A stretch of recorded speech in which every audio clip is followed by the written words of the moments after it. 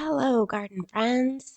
Before I officially start this video, I just want to take you up to my front garden bed and show you my alliums that are in bloom, one of my favorite times of year. So in this bed up here, we have Globemaster Alliums, Atlas Alliums, Ostara Alliums, and Purple Sensation.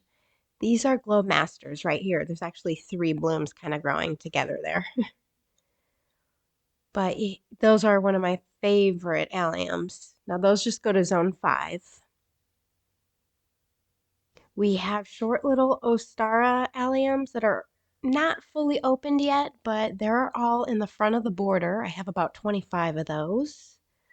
Actually, some rabbits got to a couple of the blooms, which are weird because I thought alliums were rabbit resistant, but I did have to spray those.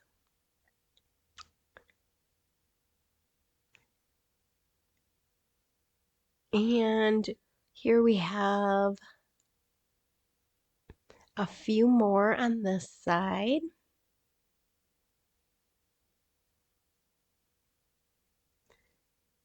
I wanted to document this because the temperatures have been super hot. And so they're probably going to fizzle out quick. As you see, this purple sensation here already fizzled out. This was it for, this was about a week ago. But man, these did not last long, the purple sensation. So I probably won't be planting those anymore. I really like the Globemaster and the Atlas Allium. So they're still pretty, but more though. Stars up front, and all of these on this side of the bed are Atlas Alliums, which actually, to my surprise, are even bigger than the Glowmasters, which I thought the Glowmasters were going to be the biggest, but they pretty much bloom at the same time. Very pretty. Almost the same color. I'd say the Atlas maybe is a little more blue. This is the Atlas. You could see my hand compared to it there. It's huge. I think I planted about 20 of these as well. And you could see the foliage yellows on the alliums, which is normal when they start to bloom. I still love alliums though. Let me kind of get in there. I'll show you a Glowmaster close-up with my hand as a comparison so you could see. There's the Ostara again. Not fully opened, like I said. It will, though.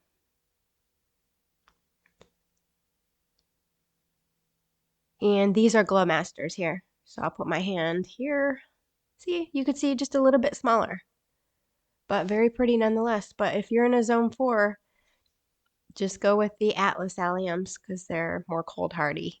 I'm in zone 4B, so I could still make the Globemasters work because they're planted pretty deep, and this area is somewhat protected with snow and wind, so they work. But if we ever had a really, really bad like polar vortex with really bad temps, really low, then I might lose those Globemasters. So that's why I wanted to get the Atlas. So there's my front bed for ya. And I buy all of my bulbs from vanenglen.com, not sponsored, but they have very good customer service, and I've always been able to get good alliums there. So hope you guys enjoyed that. And now to the plant haul.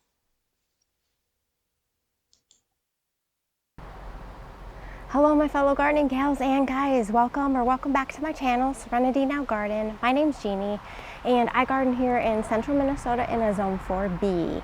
So today I just want to share a couple plants I got, a couple clearance trees as well, and then I'll show you where I'm going to plant these up. I just started a new space in my garden, so it's ready for plants. So first, let me show you a clip here of some pagoda dogwood trees that I just got.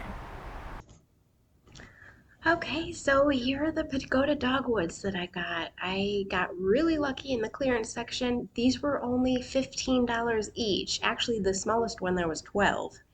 And if you've ever shopped for pagoda dogwoods before, you'd know that is an unbelievably good price because there was actually some 15-gallon containers there that was over $200. These are slow growing trees, so they're usually more expensive, but they're great understory trees. They could take some shade and they could take a little bit of moisture. I keep them sprayed with deer spray, but you can see they get these spring blooms that are really pretty. There's a pollinator on them there. Just gorgeous. We got really lucky. Like I said, when we saw the price, we had to get four. So, very happy with that purchase. Like I said, they get to be about 15 to 20 feet high, and there's a picture of one fully grown. So, very happy with the clearance section this weekend. Okay, so the first plant I want to talk about is the Salvia Rose Marvel. Let me show you a close-up here.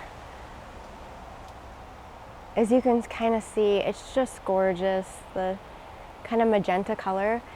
Now, I'm here in a zone 4B. Salvia is sometimes iffy in zone 4. A lot of the salvias that they sell at the store are actually zone 5, so they don't come back for us the next year. But this one is zone 4 through 9. This plant should get about 10 to 12 inches tall and about 10 to 12 inches wide as well. Okay, this next plant here is a white delphinium. It's actually missing its tag, so I don't have all the stats. And actually, the very top of it accidentally cut off there, unfortunately. But I don't have any white delphinium. I only have blue, so I'm really excited about planting this up. I'll probably put it next to my blue delphinium. But delphiniums usually get like 36 plus inches tall, and you usually have to stake them. So I'm guessing this is the same. Also, delphiniums in our area, they usually bloom beginning of July. It might be a little bit earlier this year. And after their blooms are spent, if you cut them off, they'll rebloom for you in September usually. So it's a white delphinium. Very pretty. Okay, so I already had 2 of these in my garden actually.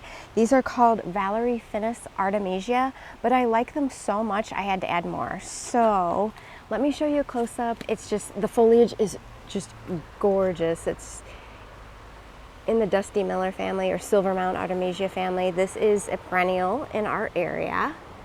Gets a couple feet tall and wide, and actually in the spring it'll get yellow flowers. You could see the tag there.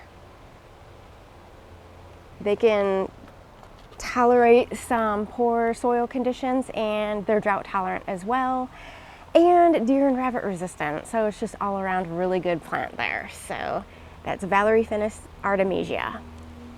All right, I hope you guys can hear me okay. We're having a really windy day today, but I still wanted to film. This is salvia. This one's called caradonna or meadow sage. This one gets 24 to 30 inches tall and wide. And this can take sun to part shade. They're usually pretty drought tolerant, so can't wait to plant that. This is a really cool find. I don't know if you guys have ever seen variegated tall garden phlox, but look at the leaves on that. I've never seen a phlox like that, so I really just had to have it. Here is the tag, so as you could see, it gets these pink flowers. It's gonna be gorgeous. So some stats about this plant: it can get 30 to 36 inches tall and about 18 to 24 inches wide, zones 4 through 8. So that's the tall garden phlox. All right, this is Scabiosa. I don't have any in my garden, and I've always wanted to plant a Scabiosa or pincushion flower. As you could see, just gorgeous blooms there. This one's called Butterfly Blue or Scabiosa columbaria. So we'll see how that goes. It can take full sun. It gets 12 to 15 inches tall. One thing about plants, as I buy them, I usually just buy one at first, even though I like to plant in like threes or like a drift, because I always want to see how this plant does in my yard. Every once in a while, I'll make a decision where I'll get like 4 of the same type of perennial, and maybe rabbits will chew it to the ground, or it'll get spider mites or something like that. So, you know, I always regret those purchases. So I always try out one plant at a time, and if this does well, then I might add some more. All right, I got 2 of these neon sedums. They're like stone crops, just like autumn joy sedum, except different coloration. Let me put a picture on the screen for you here because these are very pretty. They take full sun, they could take poor soils, 18 to 24 inches tall and wide, zones 3 through 9, and the bloom time is August and September. So I have the perfect, really dry, sandy area to plant these. So I can't wait for that. Okay, so this plant might not be much to look at right now. This is called goat's beard or aruncus. So I'll put a picture on the screen of what it looks like fully grown. But this is a really cool plant. It's deer resistant and it's a perennial. It'll die to the ground, but it gets pretty tall. It gets 3 to 4 feet tall. So I want to put this like more towards the back of the border. It could take sun or partial sun, and the bloom time is early summer. So I'm really excited about that. I've seen it on other people's channels and I've always wanted one. So isn't this plant cool? This is actually called a red riding hood red beardtongue or penstemon. So this gets just over a foot tall and wide, full sun, and the bloom time is June and August. I've never seen penstemon like this. I usually plant or I find the burgundy foliage type of penstemon. So when I saw this, like it's like this corally red color, I just really had to have it. So I'm not exactly sure where I'm going to put that, but very good find. I've never seen one anywhere around here. This is zone 4 through 8. Oh, I'm so excited to plant this too. I've always wanted one. This is a monkshood, also called, I'm not sure if I'm pronouncing this right, but aconitum. I'll put it on the screen. But this is a really cool plant too. Let me show you the tag. So it'll get some purple flowers there.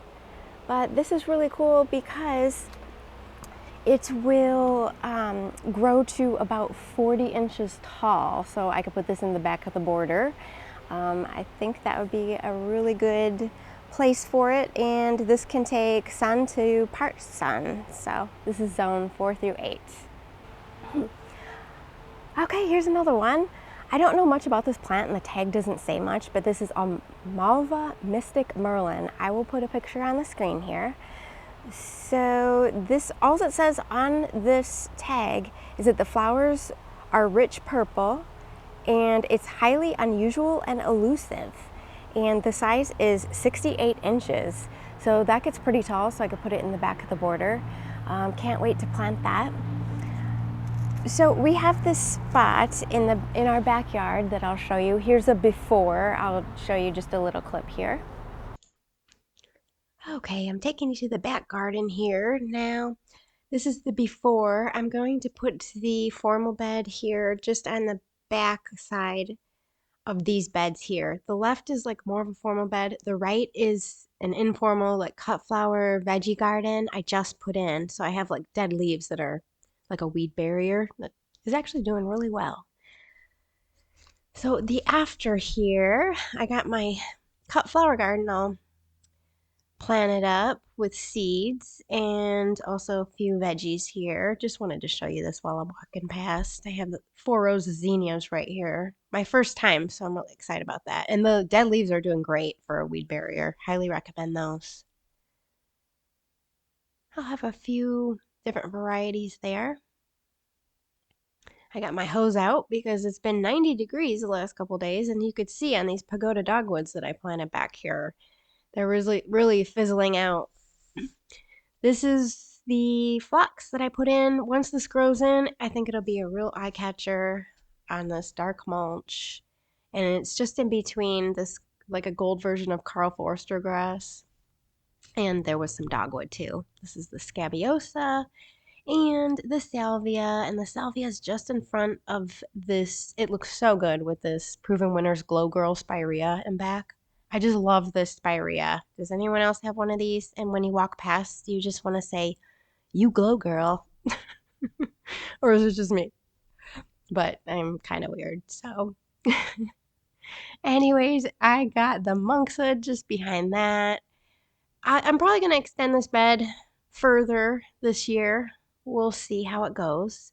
But this will be a nice backdrop. I have some bee balm way back there too. Here's the pagodas. So I put 2 of these in this bed. Can't wait till they grow in. It's going to be gorgeous. Like I said, they're fizzling out a bit because of the temperatures.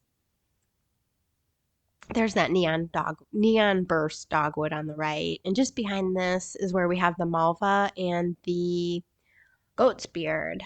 So those will grow in quite nice and tall. Then we have some bee balm just behind that as well. Hopefully that'll just kind of fill in there. Then this is where I put the other pagoda tree and the white delphinium and the Riding Hood Penstemon on the right, which is just gorgeous. So hope you guys enjoyed that. Thanks.